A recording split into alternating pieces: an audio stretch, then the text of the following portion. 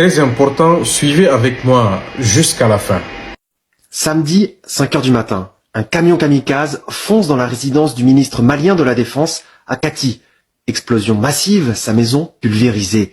Sadio Camara, l'homme fort du Mali, y trouve la mort. Quelques minutes plus tôt, Assimi Goïta avait été exfiltré en urgence, vivant, mais invisible depuis. Camara, c'est... Les gars, c'est gâté au Mali. On vient d'apprendre le décès du ministre de la Défense, les gars maliens, Sadio Camara. On dit les Théo ont attaqué sa maison, les gars. Déclarant un deuil national.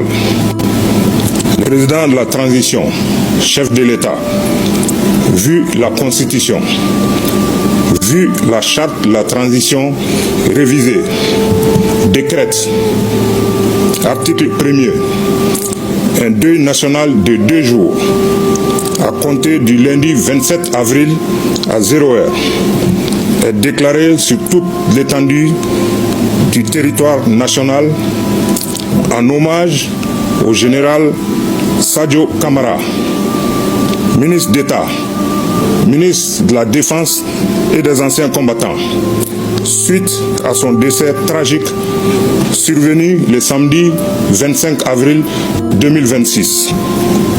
Les drapeaux sont mis en berne sur tous les bâtiments et édifices publics pendant toute la durée du deuil. Très urgent. Nous venons d'apprendre la confirmation de la mort du ministre de la Défense, le général Sadio Camara. Sa femme, sa deuxième femme,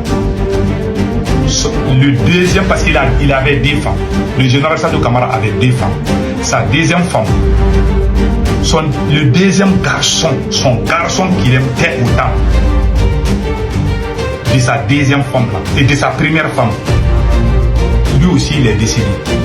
Il est mort avec presque la moitié de sa famille. Le patron du service de renseignement, général Modibo Kone, aurait été tué par les terreaux aussi, selon les sources très sûres, mais on ne peut pas confirmer. Lui aussi, le général Modibo Kone, le patron du service de renseignement, aurait reçu une balle à la poitrine. Certains disent qu'on devait l'évacuer pour aller vers la Turquie, mais après on a retourné, on a eu peur parce que les terreaux sont allés tirer.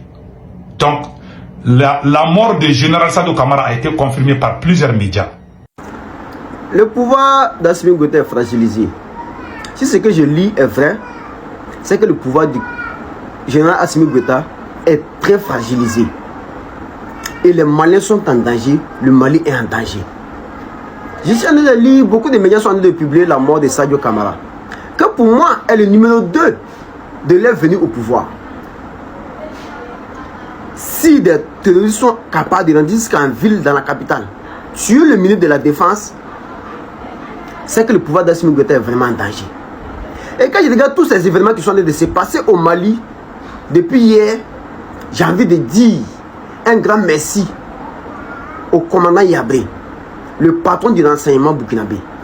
J'ai envie de dire merci à cet homme-là et que Dieu veille sur lui et tous les autres camarades de cette révolution. Mais je vois des gens qui sont en train de blâmer l'armée malienne, qui sont en train de blâmer le renseignement malien. Je pourrais dire la même chose. Mais moi j'aime lire dans les événements. J'aime souvent introduire l'histoire et même le présent. Il y a eu des tirs à la Maison Blanche hier. Hein. Le lieu le plus protégé au monde là. Il y a quelqu'un qui est entré là-bas tirer hier. Il y a des drones qui sont entrés à Moscou jusqu'à la prison, jusqu'à la résidence de Poutine. Il n'a pas dit le ministre de la Défense de la Russie. Hein. La résidence du président de la Russie a été attaquée. Mesdames et messieurs, ça pleure sur les terreaux du côté du Mali. À l'instant où je vous parle, toutes les villes qui ont été attaquées sont sur un feu ardent des forces armées maliennes.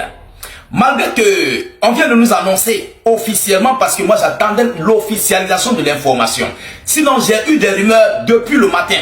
Je n'ai pas fait d'annonce parce qu'il fallait attendre l'officialisation venant du gouvernement malien. Alors on nous annonce la mort du ministre de la Défense malien qui dont son domicile a été piégé par un véhicule portant au moins environ 5 tonnes de bombes explosives. Et ça a totalement détruit sa maison, lui, je crois, sa femme et aussi ses enfants. Oui. Alors, l'annonce est désormais officielle. Mais ce qui se passe, les médias mainstream ne racontent pas la terreur que les terreaux sont en train de subir. Mais ils se concentrent sur la mort du ministre de la Défense. Mais écoutez, ce n'est pas ce ministre de la Défense qui fait le Mali. Après lui, il y aura un autre. Il faut le comprendre. Oui, moi je veux dire ça aux Maliens qui sont découragés. Après monsieur Sadio Camara, il y aura un autre Sadio Camara. Peut-être plus dangereux que lui. Et plus puissant même encore que lui. Vous comprenez? Parce que ce qui vient de se passer là, je dirais que c'est le même scénario qui se poursuit. Ou bien qui s'est passé du côté plus précisément de l'Iran. Oui, c'est le même scénario. Parce que ce n'est pas une seule personne qui dirige le Mali. Le Mali est reposé sur des institutions. Vous comprenez? Alors, lorsque je vois les médias mainstream jubiler, se féliciter, d'officialiser des terroristes qui sèment la terreur dans un pays, moi je me pose la question. On appelle ça la démocratie. Et ils vont nous parler de démocratie. Mesdames, mesdemoiselles et messieurs, n'écoutez pas ces médias propagandistes, ce sont des médias de terreur, des médias de déstabilisation. J'apprends par l'intermédiaire des ruminants, parce qu'ils m'identifient, que le ministre de la Défense du Mali est décédé. Je présente mes condoléances les plus attristées à la nation, aux FAMA et à tous les Maliens. L'objectif c'était d'enlever le président Assimi Goïta au pouvoir. Mais ils ont été malmenés c'est-à-dire ils ont été malmenés avec la dernière énergie. Maintenant, l'objectif n'a pas été atteint. C'est la population qui vous a limé. Mais c'est un camion d'explosifs qui est venu, voilà, qui a été, ça là. Le terrorisme, c'est pas une guerre conventionnelle, les gars. Le terrorisme, c'est pas une guerre où on dit, paix, on se déclare la guerre comme Iran et puis, truc, c'est pas ça. Le terrorisme, c'est dit, quelqu'un peut passer, quoi, comme en 2016, ça s'est produit à Bassam, c'est ça qu'on appelle le terrorisme. C'est pas une guerre conventionnelle, c'était une guerre conventionnelle, là. Hein? Ils n'allaient pas passer, ils allaient aller à Bassam, ils allaient déjà les gens là-bas. Maliennes, Maliens, vous devez savoir que dans le refus de l'Afrique d'être recolonisée par l'OTAN, le Mali a joué un rôle éminent. Et c'est ce rôle éminent qui vaut au Mali de recevoir les coups les plus sévères, les coups les plus brutaux de l'OTAN, du néocolonialisme français et de leurs organisations mercenaires que sont Al-Qaïda et l'État islamique. Premièrement, le Mali a refusé d'héberger le commandement néocolonialiste et impérialiste occidental. Deuxièmement, le Mali a refusé d'accepter le pillage.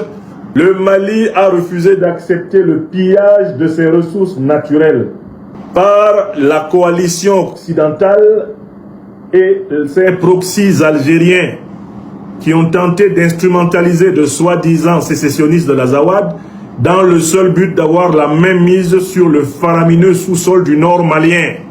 Voilà comment le Mali a dénoncé l'injuste et insultant accord de paix d'Alger de 2015 qui n'était ni plus ni moins qu'un accord d'expropriation du Mali de sa souveraineté sur les richesses de sa partie nord. La troisième raison pour laquelle ils en veulent au Mali, c'est que ce peuple a conservé sa personnalité culturelle.